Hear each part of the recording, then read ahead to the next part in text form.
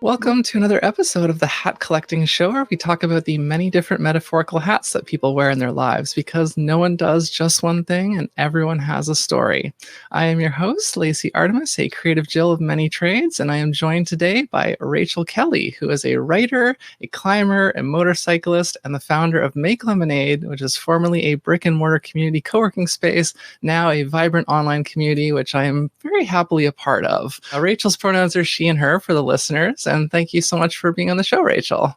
Thanks so much, Lacey. I'm so excited to chat with you. Yeah, no, I think this is going to be very fun. And as I often do, as people kind of know, I like to color coordinate. Make Lemonade is a yellow theme, so this is debuting this shirt for the show today. I wanted to get some new threads.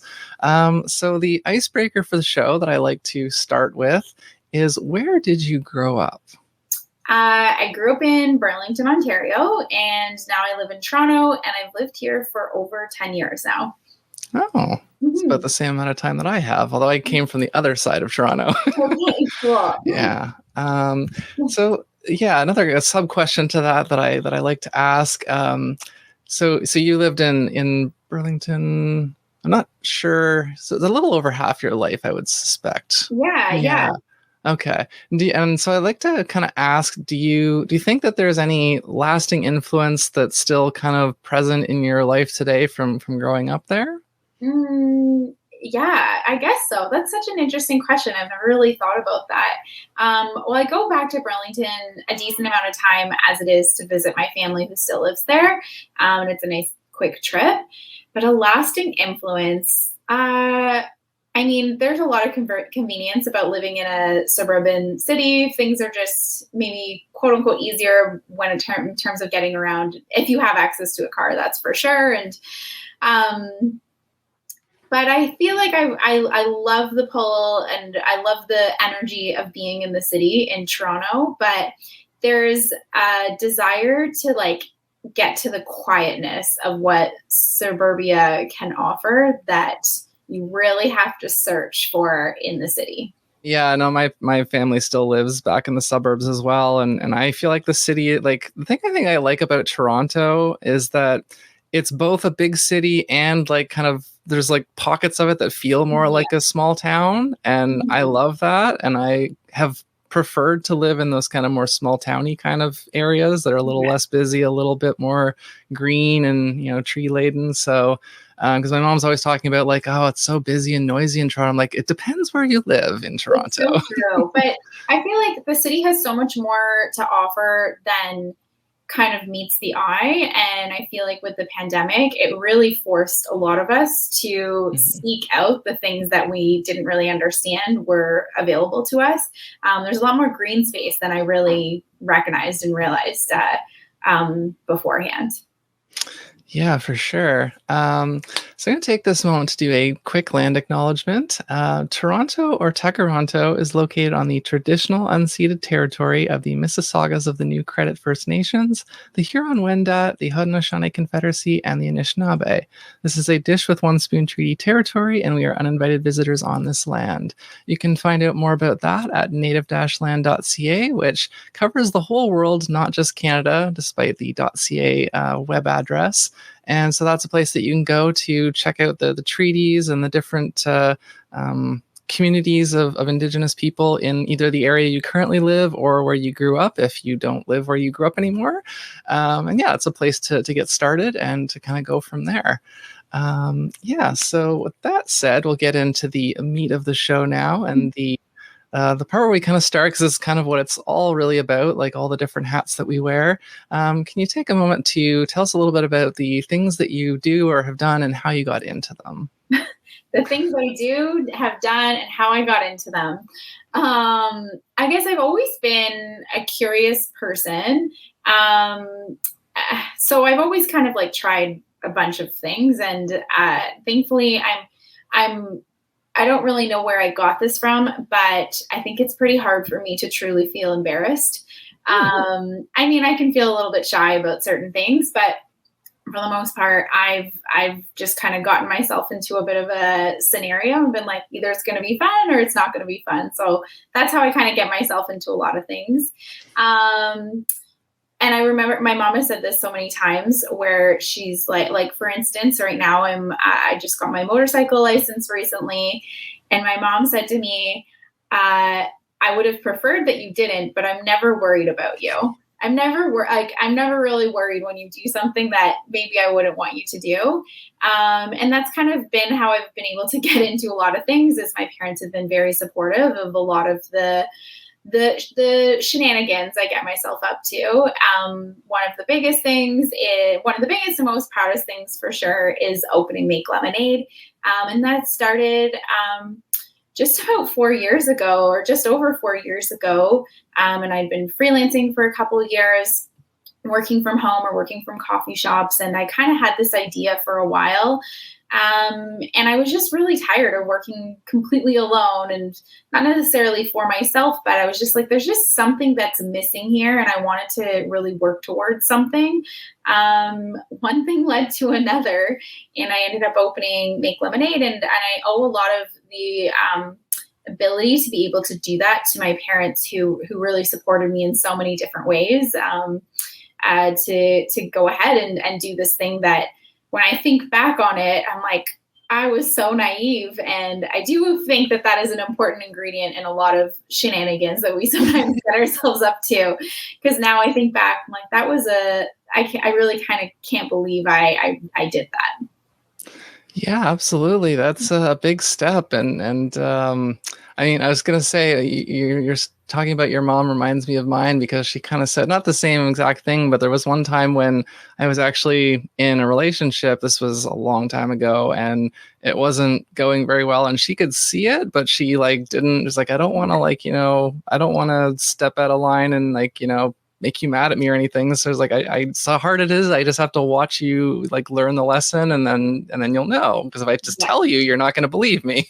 So, and same thing with all my creative ideas. She always just wanted me to kind of do what made me happy, and just, she's like, yeah, you're gonna have to figure out the money part, but if it makes you happy, then go for it. So I wish that we could all have parents like that.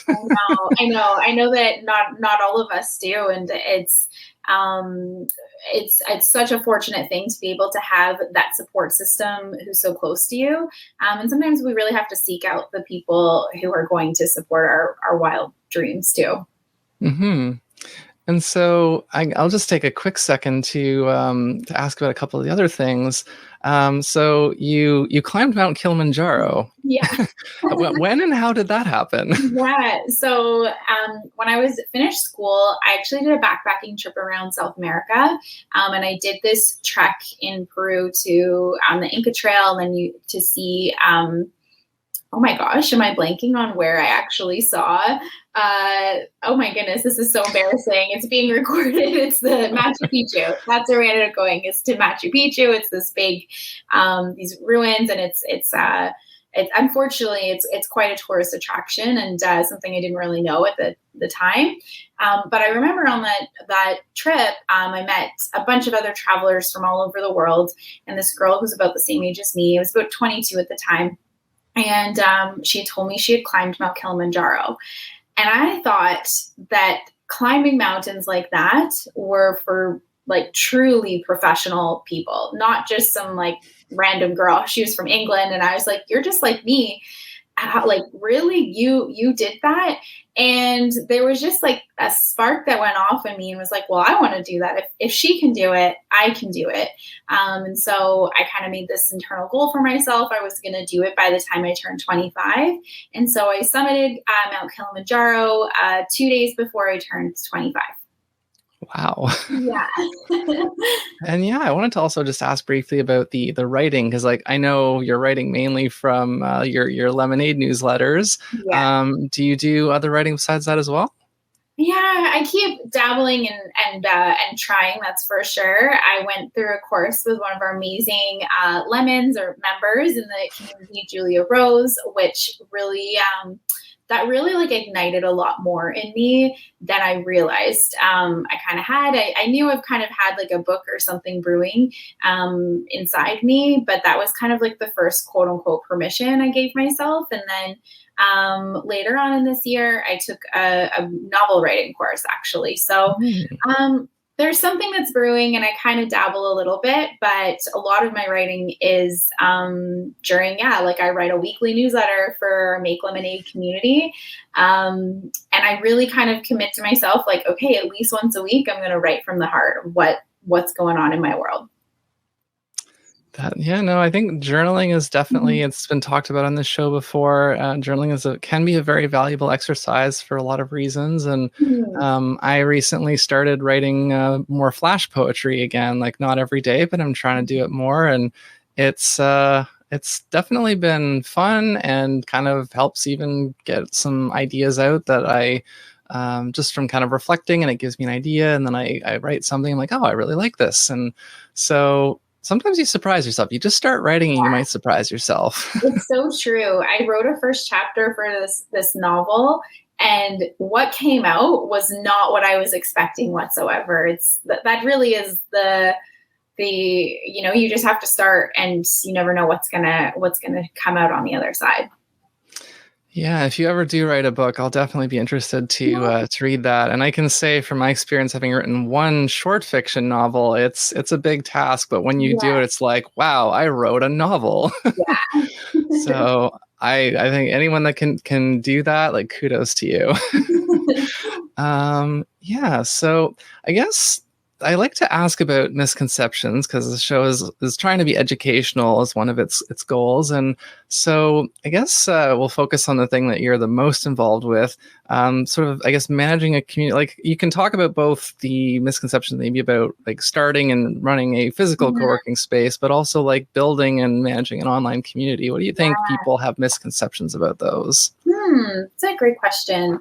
Um, I think that one of the biggest misconceptions is that it's like, oh, everything must be so shiny and so easy, and it looks like what I think gets really thrown around a lot in the entrepreneurship world is, oh my gosh, you're crushing it. You're doing such a great job. And in a lot of respects, a lot of us are.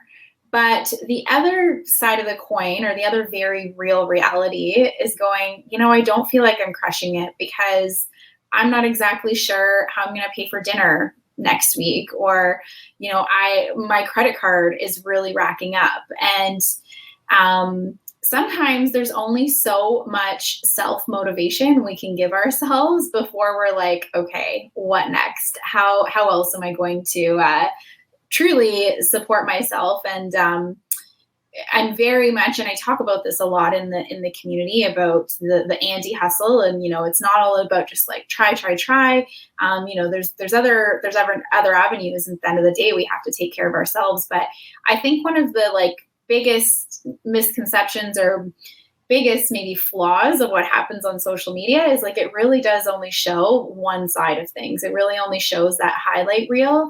And I also feel like sometimes we almost like limit ourselves on how much we're allowed to open up and be real about what's actually going on, before we're like, okay, I need to kind of go back to the program and bring everything back, and make sure everybody's happy. So I would say there's that, and then also like I'm the leader of the community, and I definitely can be quite hard on myself about what my role and my position is, and I always tell myself all the time, well, like you made your bed, like you got to sleep in it, sort of thing.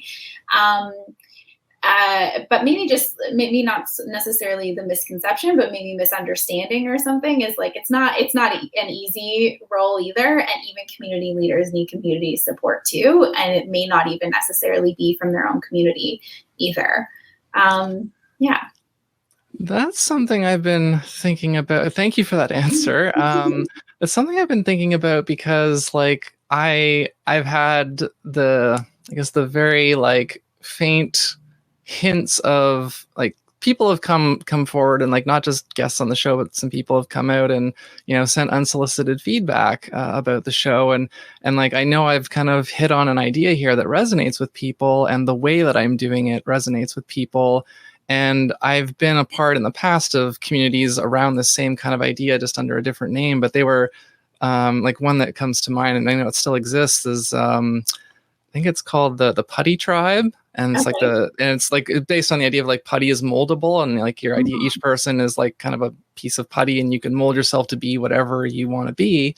And I was part of that group years ago. And again, the founder of that group had like a book and has a TED talk as well about that idea of being a multi-potentialite and just not being able to just do one thing. Like you Mhm. need to have some.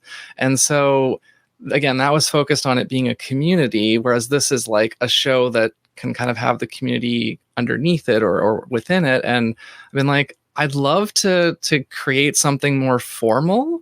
And I just like kind of like you said right now, like I need a ton of help. I'm barely doing what I'm doing, and definitely having to push myself, but I'm like really happy and proud of it, and I don't want to stop. Mhm. So for me to kind of get more to, if I was going to take that step, like I would need, people to kind of step up and be like, hey, I want to help because, and because I know sometimes when you get those people in your community that just are willing to step forward and be helpers, that makes a huge difference. So, Yeah. um, that's not me trying to say like, hey, people watching, come help me. It's just I'm just kind of putting it out there. No, it's so Um, true. And I think that's a really hard thing to admit when we're like, okay, I'm the person who decided to do this. I'm moving forward with it. Um, but being able to reckon with the idea that you can't do it all on your own is a really difficult thing to say out loud.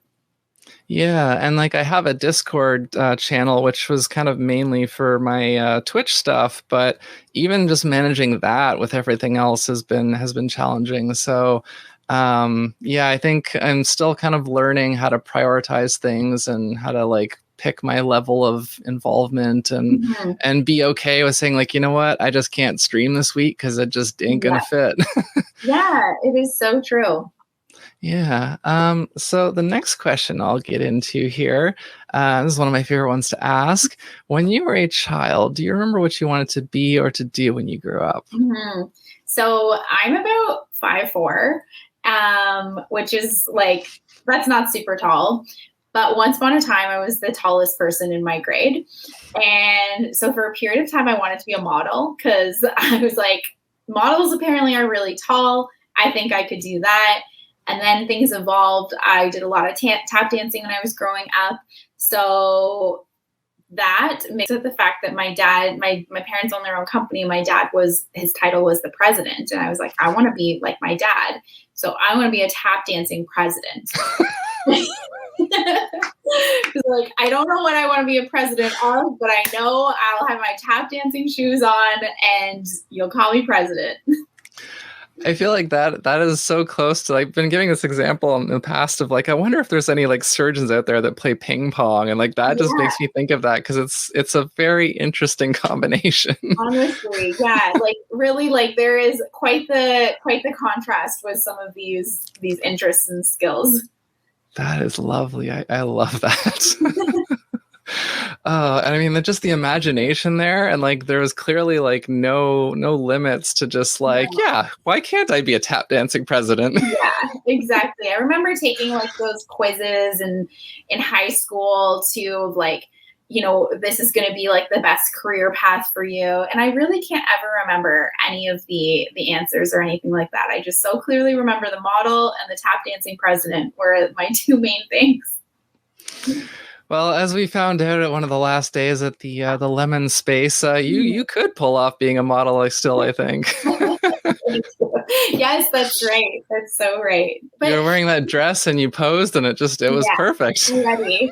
You know what I think really when it all comes down to it, I really just knew no matter what, I was like, I want to work for myself. My parents were modeled such a fantastic life for me and my brother.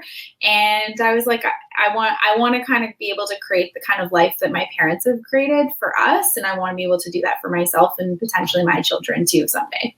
So the next question that I usually ask on this show, and this I guess will be a little different because I kind of, as you've said, you started this company, this business about 4 years ago, and clearly you're on a path that, like, I usually ask, like, if you're on a path that you like and you want to stick on it, like, when did you first get on it? You kind of already answered that, but the reason that I asked that question is because like I said, the idea that, this, I think it's a holdover from previous generations that by age of 30, we're supposed to have, the spouse and the kids and the house and Yeah. and the career and all that stuff. And I think increasingly for like kind of our generation and those coming up behind us, that's not going to be the case.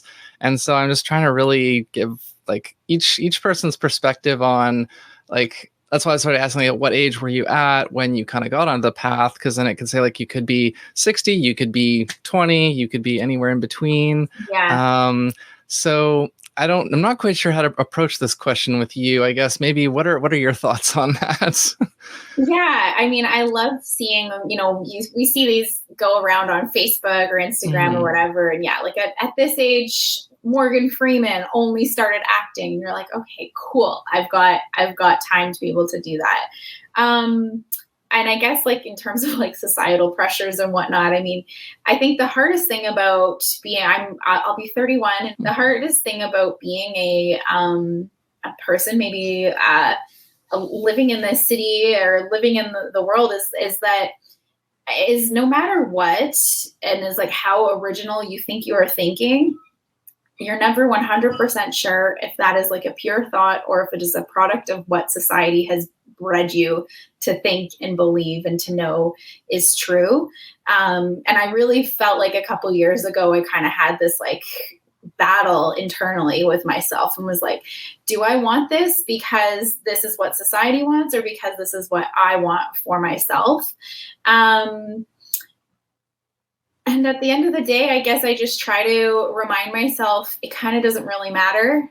I'm here right now. Like, let's just focus on enjoying where I'm at right now, because I'm really just even grateful that I have today. So let's just try to enjoy this moment. I love having goals. I mean, that's a huge component of what I do at Make Lemonade. But I also recognize, like, life is very precious and life and things that happen so quickly in front of us. And I really just never want to be completely disappointed. And, my life will never be fulfilled if I don't get to do this thing. There are so many things on my bucket list that I would love to do and experience.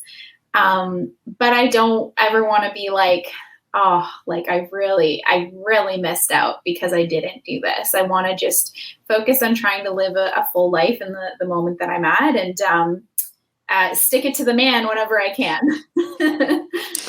So I guess a good, maybe, because there's kind of like a lot of these questions have like sub parts to them. So another question I've started asking as like a tack on to this one is like, what is something that you wish that you had known when you were like, you just kind of finished school as you were just getting out into the world? Like, what's something you wish you knew at that point? I wish I knew that I never needed to worry so much about all of the essays. They were so stressful and they gave me so much anxiety. And I don't think I've ever sweat so much except for the times when it's the night before and essay 1 million out of however many more I'm going to have to write. It's like, if only I knew that the grades didn't really matter. And I don't think that that's a blanket term, because obviously we want the surgeons and the lawyers and, perhaps we want them to be doing pretty good. But at the end of the day, like, it's like, if only I just knew that it would be okay. Like, trying my best is all that really matters. Yeah, no, this is one I've just started asking more recently, and it's getting some interesting variety of answers. But yeah, I think I know this show has primarily had people kind of in the like 20 to 40 range, and I'm still working on getting a bit more variety in the ages. But yeah, like, because I just know a lot of my friends in their 30s, between kind of age 30 and 40. A lot of us, did have to kind of go back to school or have, are on like third or fourth career or whatever, and I just kind of want to communicate that to people who are younger or even people who are older, like, you're not a failure, you've not done anything wrong if you're not set yet. And Yeah. I'm almost 40 and I just feel like yes, this project exists, but I still have to work a day job right now, so I'm not where I want to be yet, but I'm on the right track. Yeah. I know. And it's, time is such a precious thing. So if we're just always focused on when I get there, then I'll be successful. And I think like success is such a moving target, and we can redefine it all we want, but it almost really doesn't matter as long as we're okay with where we're at in the present moment. Yeah, there's a quote that I heard, and it's come up on the show before. It was like happiness is success, not the other way around. Yeah. And I also know there's another one that I like, that being content is not the same thing as being happy. And I think a lot of Yeah. people are content and things are like okay, Yeah. but and it's hard and it's scary to really go, and like not everyone, I always feel like I need to like make note that, privileges come into play. Not everybody is in Yeah. a position to actually fully chase their dreams, but Sure. I do think that as long as you are trying to seek happiness, then you're doing something right. It's so true. This is actually stuck on my mirror in my bathroom, and it says find joy daily. Like that's my goal every year, is just to find some small spark of joy every single day. That's it. Absolutely. Mhm. So on that note, actually, that's a great segue into the next question. Um, so another idea that I'm trying to push back on against with this show is this idea that once we grow up and we're adults, that we're supposed to behave in a certain way, and that you're only allowed to be silly if you're like a comedian, or if you like work with kids and you're entertaining them. But I think that I haven't lost connection with my inner child, certainly, and I like to ask my guests, what was the last playful or silly thing that you did for yourself that wasn't like to entertain kids or anything? Mm. What is the last silly thing I did for myself? I do take frequent dance breaks at home, and we'll just like blast the music and or just like sing kind of silly. Um, there was that. And then this is like purely entertainment for me. And I guess this is actually quote unquote a bucket list item. This is coming up and I'm doing something silly, and I'm going to a cranberry farm, and we get to like wade in the cranberries, and I'm very excited for this. And I feel like it's a pretty silly random thing to do. I mean, my first thought was just like, that sounds like it's going to be very sticky and messy, but I mean, it sounds like You fun put like too. So, hip waders okay, okay. I see. I was just imagining people in like bathing suits, like stomping Yeah. around. I was like, but yeah, thank you for that answer. And on a related note, as we kind of talked about taking care of yourself as well, and anti-hustle culture, and so this is something I think is becoming much more prevalent with kind of our generation. The idea of like self-care, and it doesn't have to be expensive or extensive. It can be Yeah. small things. And so I like to ask, what was the last act of self-care that you did for yourself, no matter how small it was? Yeah. Last act of self care. Um, you know what? For me, self care is really like as extroverted as I can be, I'm also very introverted as well. And an act of self care was canceling on some friends. It was like, Mm. you know what? I actually just need some time for myself. And I didn't even need to explain that's why. I was just like, I'm sorry, I can't come after all. That in itself is an act of self care of not explaining things and just saying this is just what I need. Yeah, I bought a ticket for an event tonight that I'm kind of wondering if I'm gonna still want to make myself go. I mean, I want to go, but my energy is lower than I thought it was gonna be. So I'm gonna rest after this for a bit and see how I'm feeling. But yeah, that's like I'm the same kind of way. Like it's interesting with the whole introvert extrovert thing. It's like I don't know, you probably know about ambiversion, right? Like you can be kind Mhm. of both, and Yeah.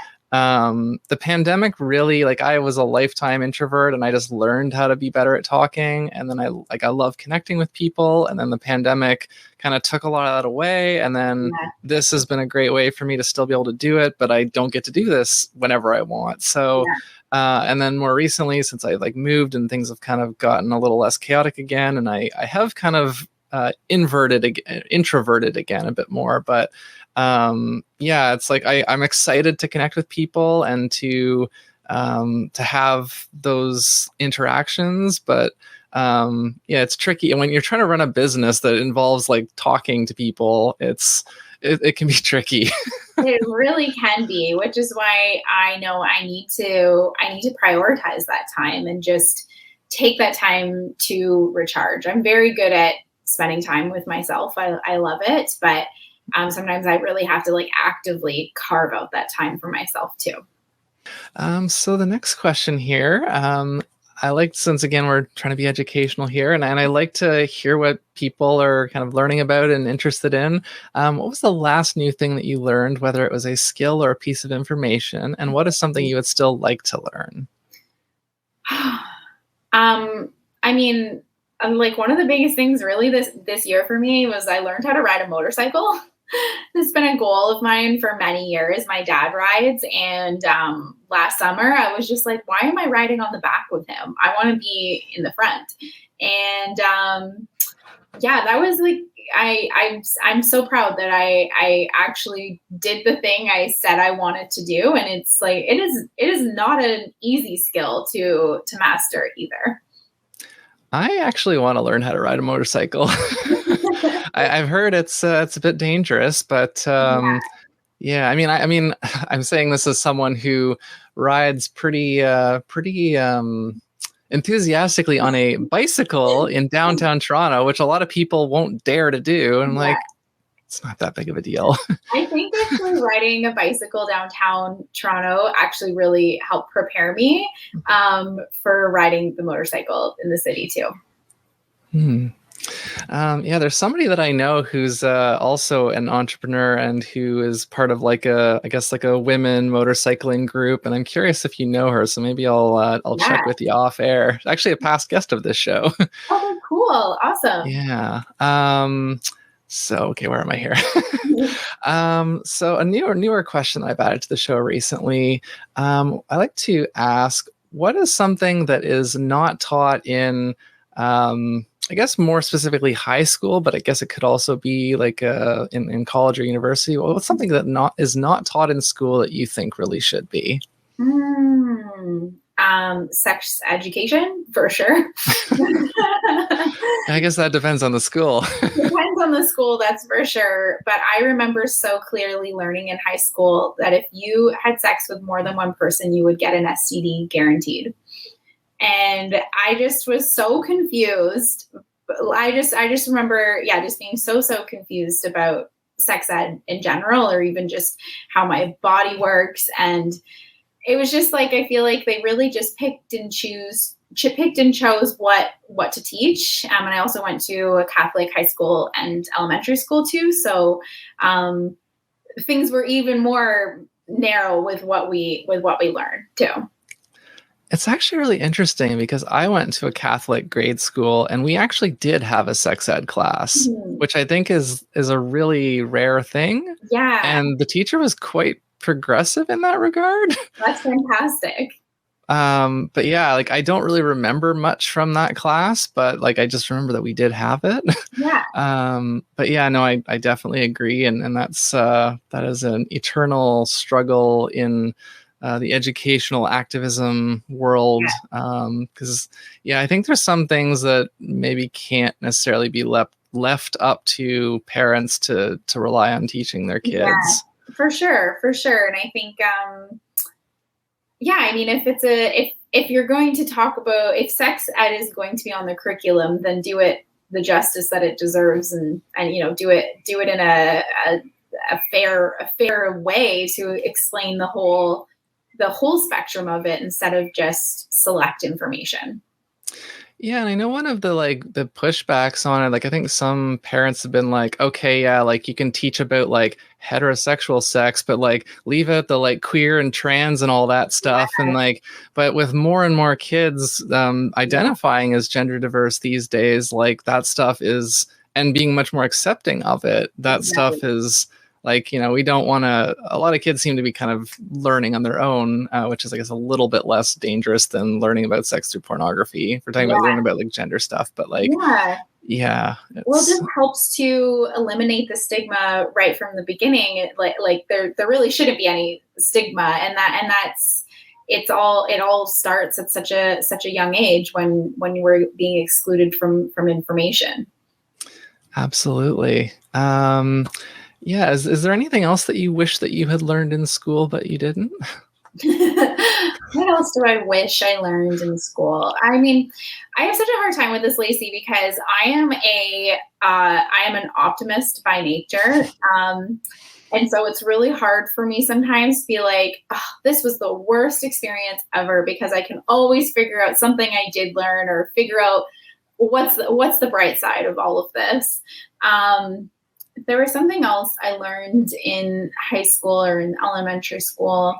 I don't really know. I mean, maybe just like some more of like the practical stuff. Like, I wish there was some more, like, we didn't really, like, we had a cooking class in high school and it was an elective, but I wish like some more of like those general, like, home ec, like basic stuff, like teach me how to plunge a toilet, teach me those basic life skills, and instead of, having to look it up on YouTube or call my dad. Like, not everybody has access to the internet or has a dad to call to, walk you through that process. Like, give us some of those life skills. Yeah, I I have a lot of thoughts on that, but I will not get sidetracked. But I agree. Like, it almost feels like there needs to be like a what do you call it? There's like a word for like a hodgepodge class. I don't know if you know that word. Of course. I know just all like of the weird words, the dipsy doodles and the meandering, all that stuff. but yeah, I feel like there should be like a class where like they have somebody come in who just like has a bunch of like disparate skills and be like, Yeah. we're gonna learn this random thing today, and like just like, I mean, stuff that, because again, like, I'm a person who I've had to spend a lot of time finding those like do-it-yourself kind of solutions to things. Like, they're often not elegant, but they work. And I think that there's like, you can be creative with that, but if you kind of know, like, yeah, if I had to like do a repair in my bathroom, I would be hopeless. Like, I'm not afraid to get my hands dirty, but if I don't know what I'm actually doing, then I could either hurt myself or damage something, or so that's, we need to have a bit more, I guess, formal mechanical education. Yep, it's so true. Yeah, what to do, like how to get a stain out of your white sneakers. Teach me that. Teach me, what to do, like what's the hack for pasta water boiling over? Like, help, there's no directions on this frozen pie. What do I do? I feel like, you know what, here's a book idea. You make a list of all those things and then you start researching them, and then you write a book, and there you go. Exactly. Bestseller. SOL, what to do if you never knew what to do. That's a great title. Yeah. Did you just think of that? Yeah. That's so perfect. Oh, wow. Okay, to get a similar topic, but different. The next question here. This has been provoking some interesting discussions, but no pressure. What do you think is the best aspect of modern technology and the worst aspect of modern technology? Oh, it's the same. It's the connectivity. It is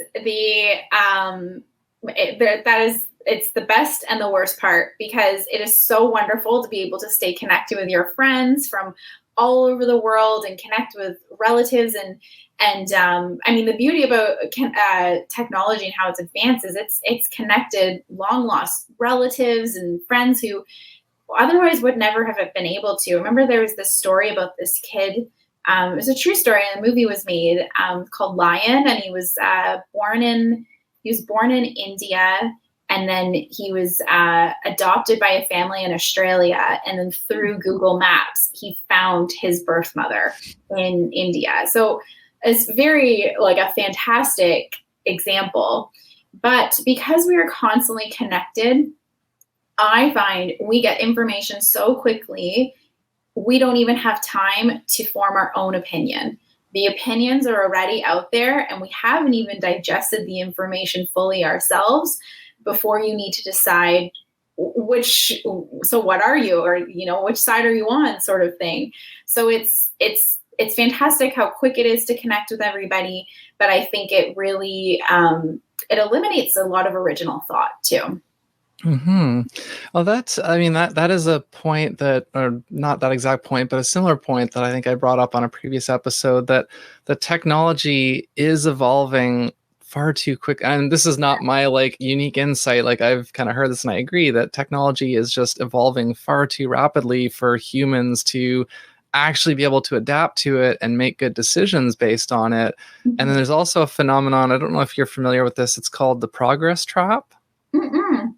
So the progress trap is this idea that when there's a problem, if you invent a new technology to solve that problem, that new technology could have unforeseen consequences that then you need to, you think you need, okay, now I need to make a technology to fix the problem that last technology created.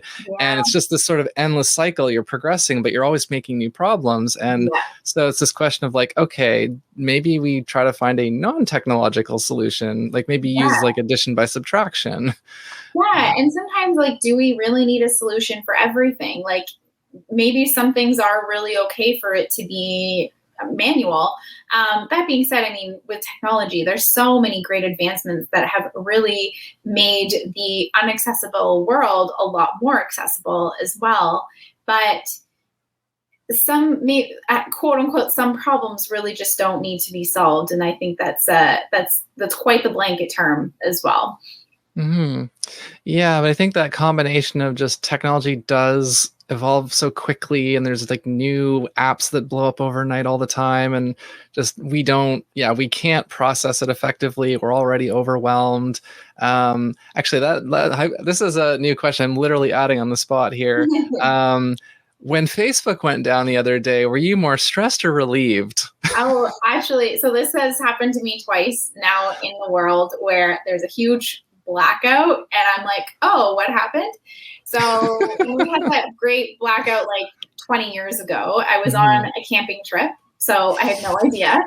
And then I actually, just for the month of October, I've decided to just kind of take a step back from Instagram and Facebook and just focus on some other things and work. So when I was hearing all about it, I was like, oh, well, like no big deal for me.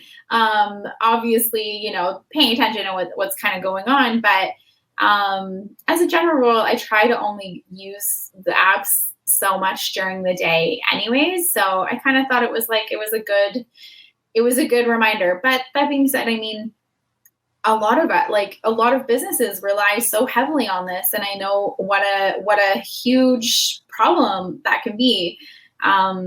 See, I'm such a good, I can flip back and forth of like arguing both sides too. But for me, in my personal world during that day, I was okay. Yeah, I know quite a few of our fellow lemons were not so thrilled about it, but Yeah. I under like that's the other sort of flip side is like I can see the value in like having all these things like being able to cross post so easily, but then when it goes down, you've got nothing. All your platform is gone, and yeah, I was not particularly stressed myself, but I think that's just an interesting thing. I'm going to start asking people because it'll give me a sense of Hmm. not how addicted they are, but like how integrated they are, I guess. Yeah. And like I think it's a good thing if they say like, I managed. It's like, okay, great. But if like, oh my God, my world ended, like Yeah. okay. Yeah, so we kind of answered this one earlier with the whole tap dancing president thing, but maybe something a little bit more current. I do like to ask about the idea of like your most dissimilar hats, like the two things that you either do or you're interested in that maybe to people other than you would look very strange and non-related, but like Mhm. they both work for you.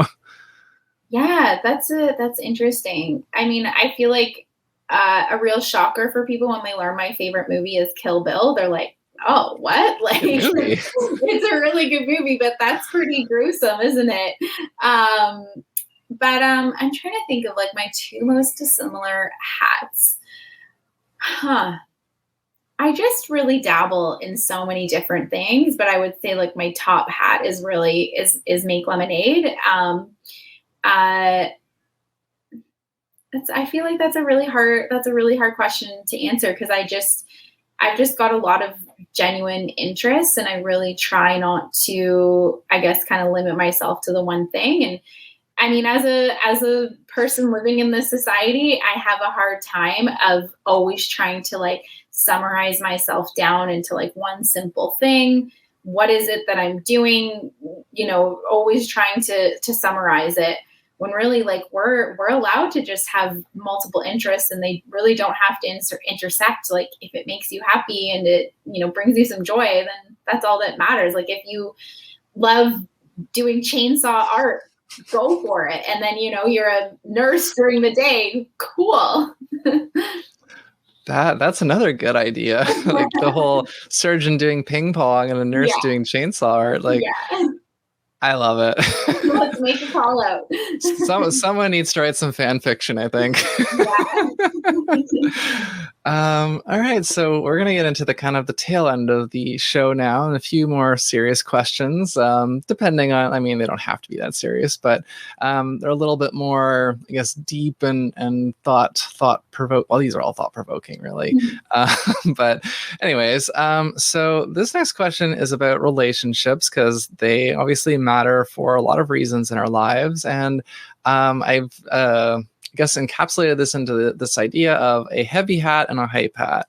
And so hype hats are pretty self-explanatory by name, like people that hype you up and encourage you, and like really just help you be your best self. And the heavy hats are the opposite. They're people that kind of slow you down and discourage you and just make things more difficult. And sort of this question is asked for a variety of reasons. You don't have to name any names, but if you can think of an example of one hype hat in your life and someone who either was, or yeah, I guess maybe was more likely a heavy hat, that and sort of what made each of them that. Yeah. I could definitely think of a heavy hat for sure. And I just really remember in this particular relationship, this heavy hat really was quite heavy, in the sense that I felt like anytime I was in that space with that person, my life was like this, just a straight line. And anytime I wasn't spending time with that person, my life was going up and I was growing. And it took me a long time to really realize that that's what was going on, was that I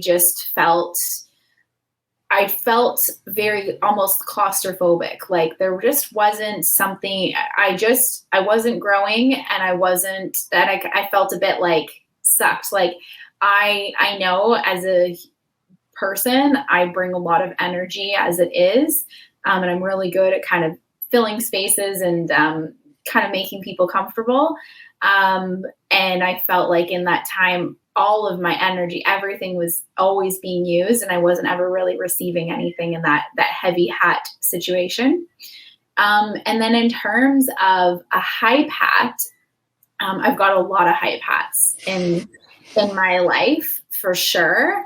And I think that's like, it's the complete opposite, right? Like these are the kind of people who my life goes like this. Like I find I'm always expanding and growing. Or maybe it's more like a circle that's either getting smaller or getting bigger. And I feel like when I spend time with those people, the hype hats, it's like, I feel it is so easy for any of us to doubt ourselves and be like, maybe I shouldn't be doing this, or, you know, questioning ourselves.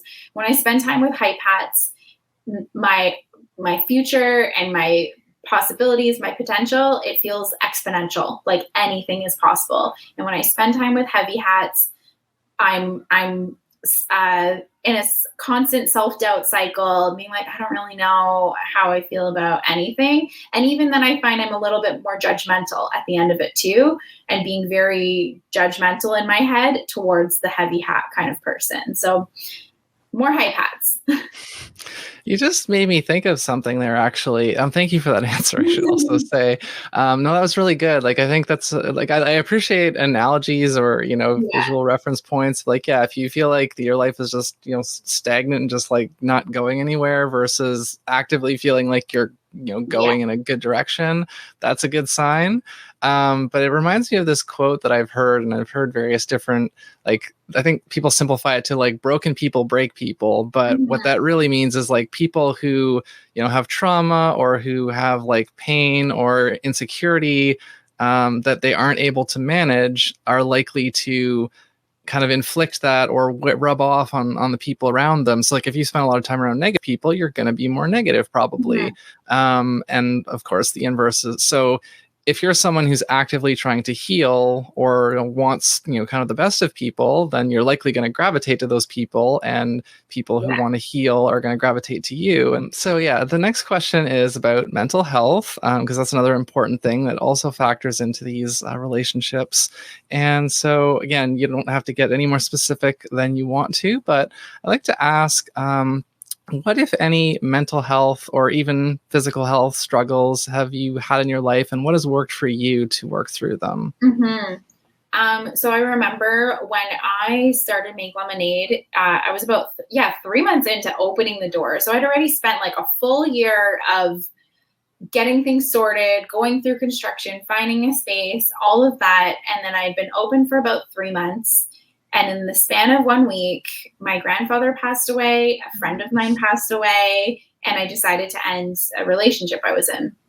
And I was 3 months into my new business, and I actually had to put a call out on Facebook, like, who can run my business for the day, for free, because I had to go to a funeral too. And I remember just being like, if this is what, like, this has got to be rock bottom. Like, this is just so difficult. And I reached out to a friend who was a therapist as well, or is a therapist. And I started working with her, and it changed so much for me. And I'm so lucky because it was accessible to me at the time. And I know that that's not the case for everybody, but, I just, that truly was such a really dark time. And especially, talk about dark hat, heavy hat sort of thing of, I really felt like on the outside, I was so smiley, welcome to my beautiful space, I'm this sunshiny person. And on the inside, I was like, I hate everything that is happening. Like, I'm so unhappy and everything. And all I have to do is just keep on going. And having therapy at that time really helped me through a dark time, and has really given me so many tools to move forward throughout a lot of other dark clouds that I go through. I know I present as a sunshiny person, but just like everybody else, I've got those heavy clouds as well. And I mean, I don't think like the journey to like mental bliss is ever really like, there's never ever one just destination. Like, this is truly like an ongoing journey. And I think that is something really difficult about the society that we live in. Like, we're very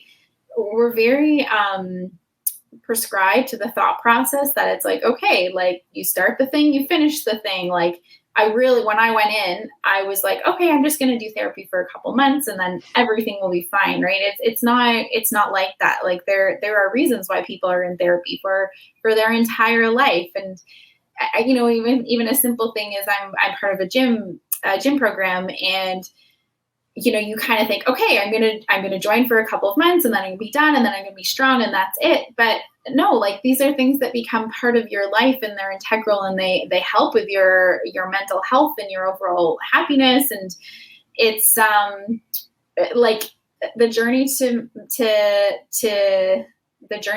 living in this world is always going to be trying to work in harmony with what's going to make you a healthier person. And mental health is just such a huge part of that. I feel like I rambled a little bit there, but no more than I already have. No, I think we have lots of great things to say, and that's great. I mean, I can always edit things where needed in post. We're getting down towards the end here. The next question focuses on failures, and it's kind of hinged on this idea that failure doesn't have to be a bad thing. As long as you sort of learn from things that happen. But even so, I still want to ask for an example of kind of, I guess, a bigger failure, or a time when something big or important didn't go the way that you'd hoped, or maybe you did actually like fail at something, screwed it up or whatever. And what did you learn from that? And like, what was kind of the lesson that you took from it? Yeah. I can think of one right now, and it's so funny because it feels like, oh, it's not a big deal or whatever, but when it's in your own world, it's really heavy. So I do a workshop every couple of months, for everybody. It's open to the general public, and I had about 400 people signed up to this workshop. And I made sure to send every single person who signed up a video of myself welcoming them, getting so excited so that they would show up live.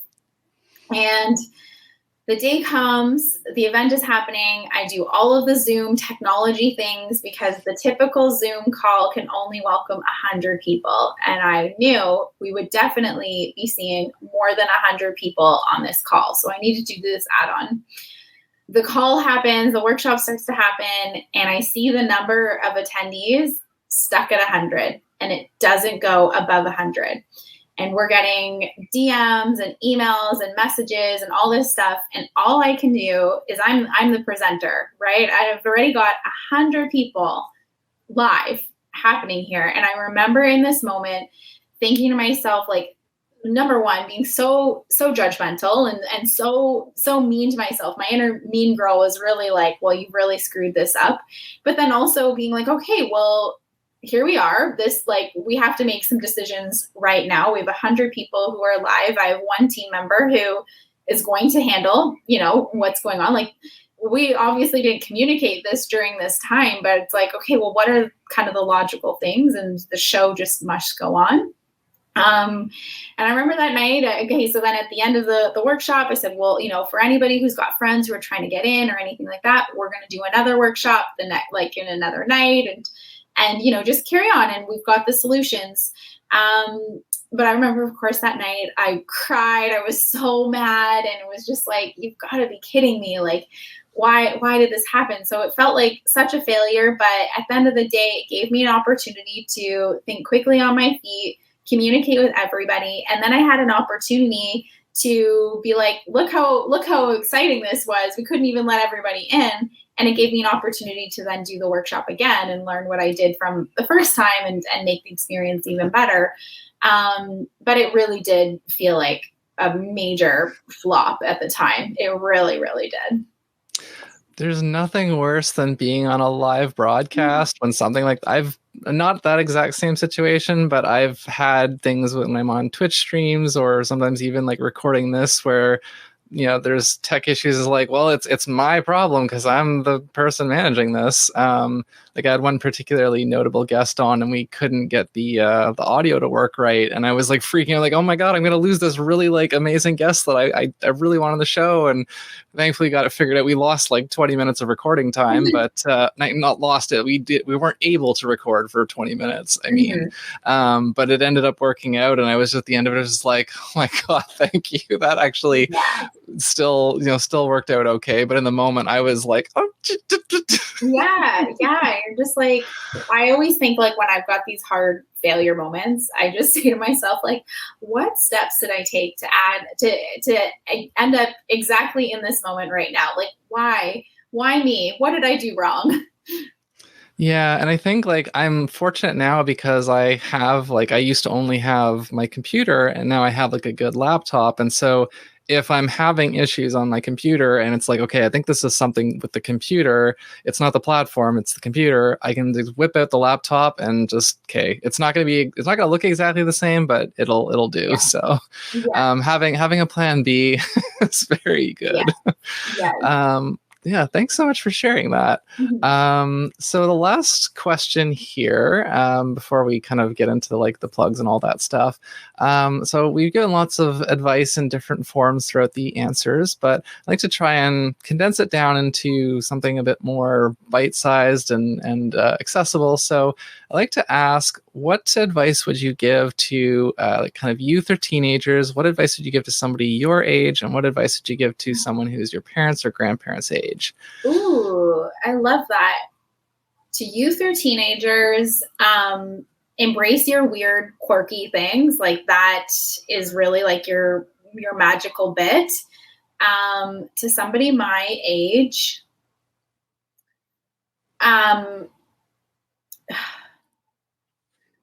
It's so hard because I think like it really is so hard to think about what could we really what is somebody my age, what could we really, what kind of advice could I guess I really need to receive.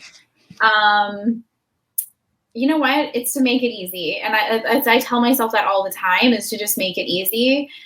We put so much pressure on ourselves. There is so much pressure on ourselves as well, especially I think, yeah, at the age of 30 of why don't you have the family and the kids and the house and the, the vacations to sandals and whatever. And it's like, just try to make things easy. We've got so many things going on, and that's so interesting. What advice would I give to somebody who's much older too? I'm trying to think of like advice I would give to my Nona. It would be, it would be like, go to the dentist, go to the doctor, do the things that are good for your health, because really, at least in my grandmother's scenario, we are really pushing her to do all of those things. Yeah, no, I think my dad never was big on that stuff either. And so I know some people that can be a bit of a struggle, but I know for myself, I've kind of, I think I neglected that a bit more when I was younger. And now it's like, I feel like I don't have that luxury anymore. If I don't actually take proper care of myself, I'm going to pay for it very quickly. Well, thank you for that. Mm-hmm. So last kind of thing here. Is there any particular charity or cause that you'd like to promote or raise awareness of? Yeah, I remember. I love that you asked this question, and I just wanted to remind everybody, I guess, anybody who is sexually active, to get yourself tested. There's no shame in any of that. Let's say sexy and healthy. I really appreciated that you gave that answer, because I was not expecting it. And, it's something that like I do make a point to note for, people that are going to come on the show, that I am trying to keep it PG, but that doesn't think so.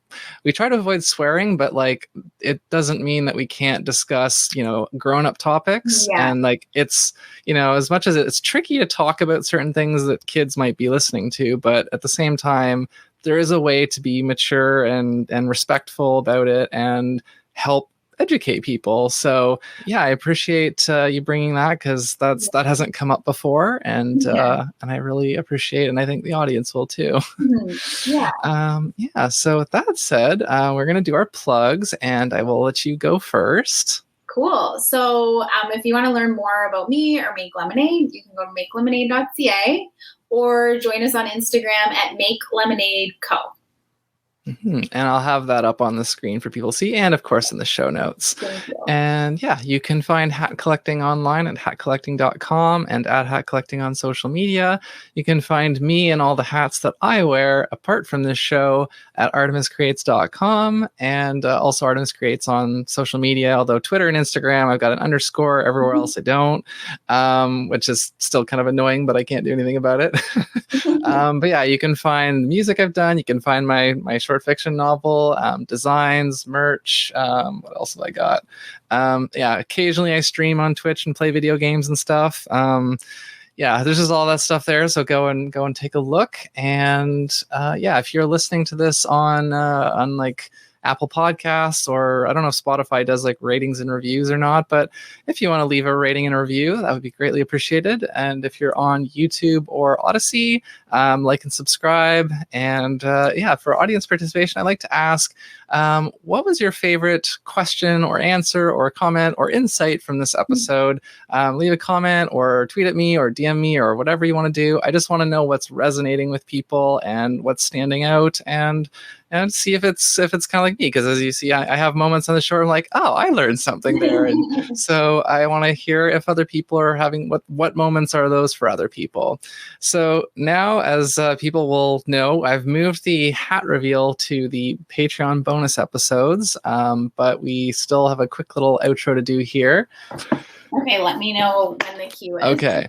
Yes, I'm going to count us down in a moment. I'm probably going to have to take off my headphones for this one. Just realizing it's a little small, but yeah, it's you're probably going to laugh, and I I will enjoy that. So yeah, thank you so much for watching. Again, please do like and subscribe. Check out the Patreon. Check out the social medias and everything.